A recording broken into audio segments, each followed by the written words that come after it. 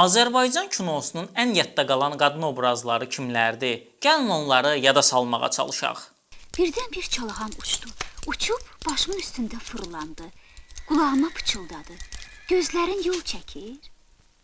Çalağanın dediyi düz çıxdı. Atasının müharibədən qayıtmasını gözləyən Mən ki gözəl deyildimin Seyidəsini vurğulamasaq olmaz. Öz sevgisinin ardınca getməyə çalışan tütək səsinin sayalısını, günkeşdinin əsmərini, onun bəlalı sevgisinin şöykətini əlavə etmək olar. Öz torpağını son ana qədər qoruyan Nabat, azadlığı üçün çətin yollardan keçən Sevil, atası üçün öz sevgisindən imtina edən özgə vaxtın Leylası da parlaq qadın obrazlarımızdır. Bu və adını çəkmədiyimiz bir çox qadın obrazlarımız kinomuzu hər zaman zənginləşdirilib. Qoy bundan sonra da daha çox olsun. Hüseyn Cavidin də dediyi kimi, qadın gülərsə bu ıssız mühitimiz güləcək. Sürüklənən bəşəriyyət qadınla yüksələcək. 8 Mart Beynəlxalq Qadınlar Gününüz mübarək.